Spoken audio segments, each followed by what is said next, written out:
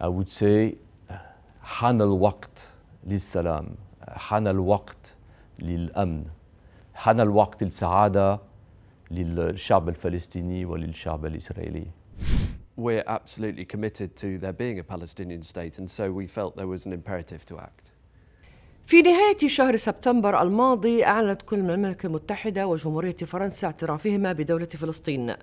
للوقوف على هذه الخطوات التاريخية نستضيف وإياكم كل من سفير المملكة المتحدة لدى مملكة البحرين أليستر، وسفير جمهورية فرنسا لدى مملكة البحرين إغيك جوغو تلم.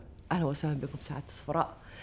نرحب بكم في صحيفة الأيام، وسوف أبدأ مع سعادة سفير فرنسا. في 22 من سبتمبر الماضي أعلنت جمهورية فرنسا اعترافها بدولة فلسطين.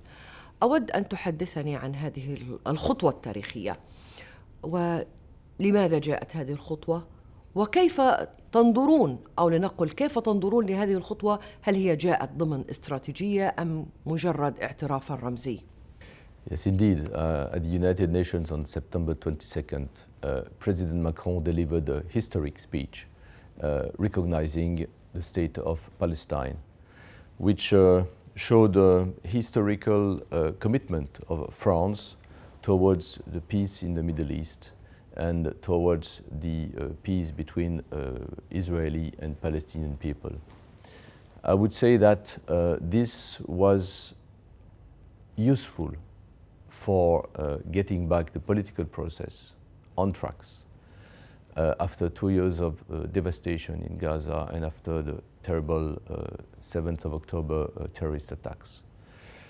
This has launched a new momentum, a new dynamic, along with some partners like the UK and many countries in the world, to make sure that this dynamic could be sustainable on the medium and longer term.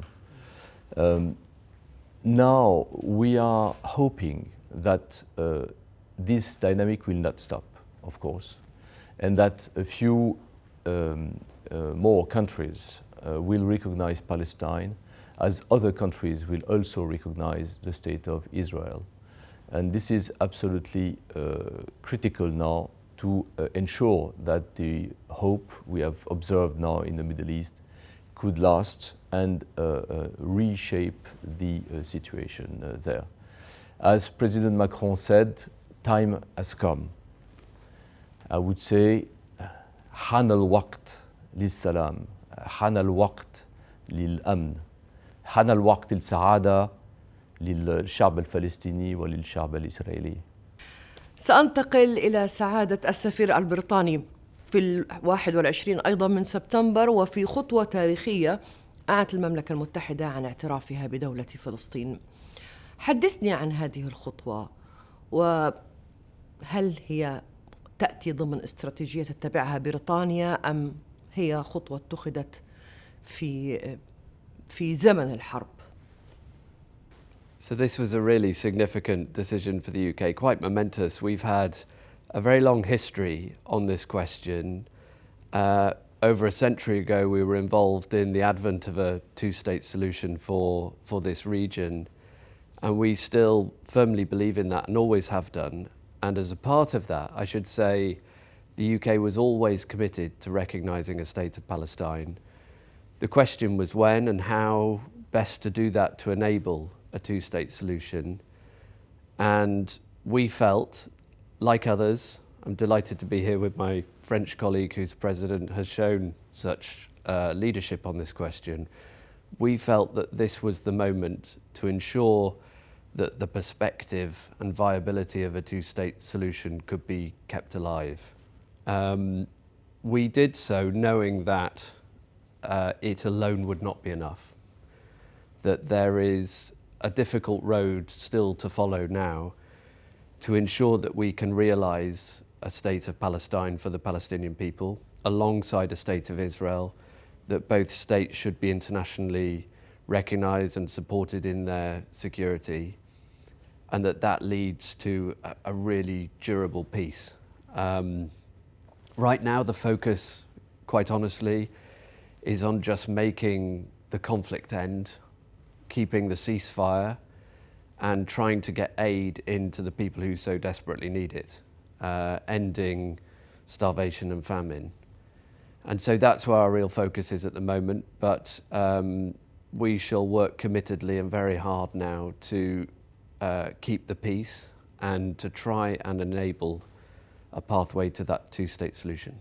سأعود لسعادة السفير الفرنسي.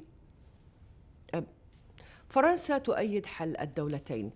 كيف ترون أن هذا الاعتراف بدولة فلسطين سوف يؤثر إيجابياً بالدفع باتجاه إقامة دولة فلسطين على أرض الواقع؟ France has since a long time been committed to the two-state solution, which was in danger of disappearing a few months ago.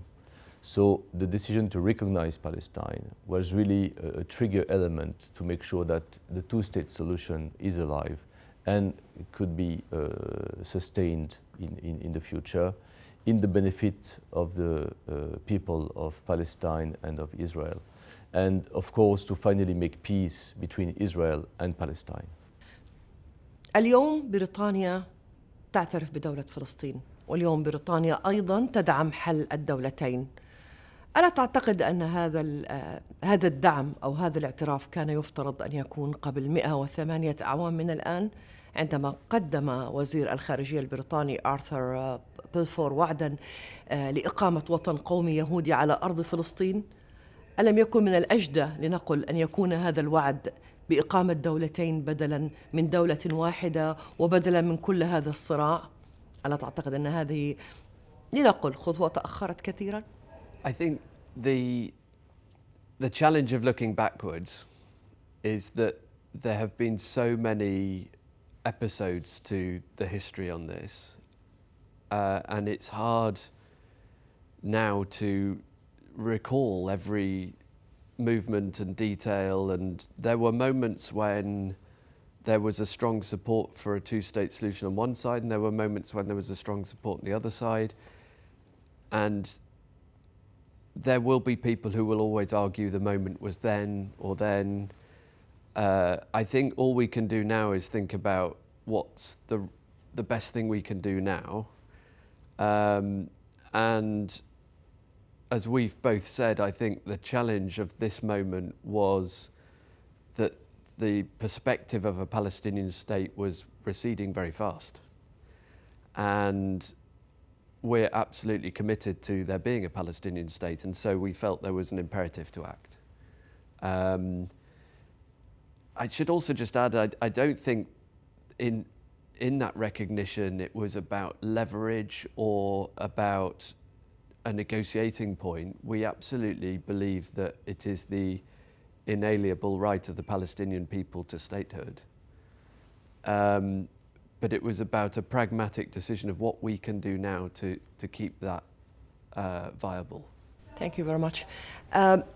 كنا معكم في هذا اللقاء الحصري لصحيفة الأيام مع سعادة سفير المملكة المتحدة لدى مملكة البحرين أليستر لونغ، وسعادة سفير جمهورية فرنسا لدى مملكة البحرين إغيق جغوتلم. شكرا لكم.